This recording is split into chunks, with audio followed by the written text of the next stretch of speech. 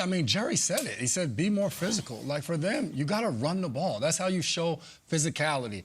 Running the ball, stopping the run, and the kicking game. And if we look at right here, we'll put up a full screen of Dallas's 6 losses last year, including the playoffs. Where they fell off was running the ball. Look at the attempts per game. 32 down to 18 in the games that they lost.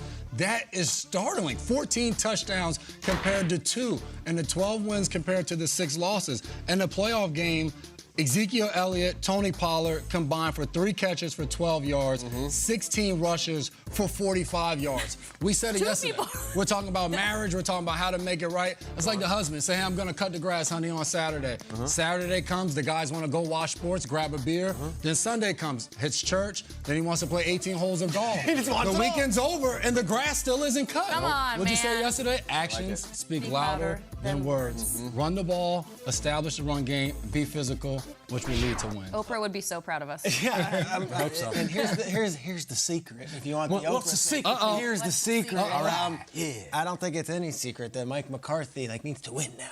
Like that. Yeah. He needs to win, and this is not a team that's looking for the long term. Like, in that building, every year it matters, but more this year than ever, I feel like there's a pressure to get the job done. And I look at the highest paid player on their roster, and at some point, is Dak one of the greats? Is Dak one of those guys? Because we've seen Mahomes carry teams. We've seen Josh Allen carry teams. Dak has done it in spots, but in the biggest game of the year last year, they fell behind, and Dak had this ferocious comeback, and of course the final play and what have you. But that was not a game where Dak Prescott's putting in his Hall of Fame induction ceremony. So I need a Dak Prescott to be even better than he was last year and overcome some of those inefficiencies that they have. They lose Amari Cooper. They lose, Randy Gregory on defense. They're going to be losing Lyle Collins this year. There's a lot of things that are not as good as last year's team on paper. Dak has to be even better. He's got to overcompensate, and he's got to be the guy. They pay him like he's one of the guys. He's had moments where he's one of the guys. But with the pressure going on into this season, with Mike McCarthy's job, with the entire Cowboy Nation wondering, and with Jerry obviously hovering from above, as we saw on that interview, Dak Prescott, we know you got, and I've always said this with Dak. People are like, hey, Dak, is he any better than Kirk Cousins? Is he any better than Alex Smith? You ask around the league, coaches look at Dak that way. They do. They're like, when Dak Prescott walks in a room, everyone listens, and Dak Prescott has the arm, he's in great shape. All right, stack it together and do it in the playoffs, and let's get it done. And Dak Prescott be one of those elite guys where we are talking about you with Lamar and with Mahomes and with Josh Allen, so that you're not in the second tier or even third tier that sometimes you're grouped in. #1 offense in the NFL last year. In a home playoff game, they scored 17 points. And on the last play of the game, Dak walks into a sliding glass door. That's why we're here. And this is perfect of my exasperation with the Dallas Cowboys and their coverage on this show and others. We start the show with just a Mad Libs generic quote from Jerry Jones that there's nothing about that quote that identifies it as this team. It could be any team for the last 15, 20 years, the Dallas Cowboys. And so could this Cowboys team. You have a very famous quarterback who's very good, but not one of the great ones. You have a famous wide receiver with a really cool name. You got a couple defensive stars, a head coach who gets pecked at, and the owner who's just talking and talking and talking. And this is why it bothers me, because 32 teams in camp, and we're like, can the Cowboys, I guess, will they? And because what always grinds my gears is this BS sentiment that is attached to the Dallas Cowboys about we're all about Super Bowls. No, you're not. The last time they were in a Super Bowl, Diana Ross was the halftime show. The last time the Cowboys were in a Super Bowl, on the radio call was Jack Buck and Hank Stram. That's the last time. They played the Steelers in that Super Bowl. Since then, the Steelers, who are about Super Bowls, have been back 3 times. In that time, the Cowboys, the Super Bowl Cowboys, have won 3 total playoff games, meaning the Cowboys are one of just 6 teams in the whole league in that time to not even make it to a conference title game. The Jaguars have been to one. The Bears have been to one. The Panthers have been to one. It's just, will it be different? It's Groundhog Team to me every single time. You've compared them to vodka soda in the past. Have I? You have. I don't remember. And saying that, it's always there, it's intoxicating, but, at the end of the day, is anyone, vodka soda was what you've called them. It really gets me going. And it's you put a lime in it, it's crazy. And it's just, 2 other teams in their own division have been to multiple Super Bowls. I think the Eagles and Giants have been to 5. So we're sitting here, 2022, it's 7:07 a.m. on whatever day it is today, Tuesday, and it's like, Jerry says we got to do better this year.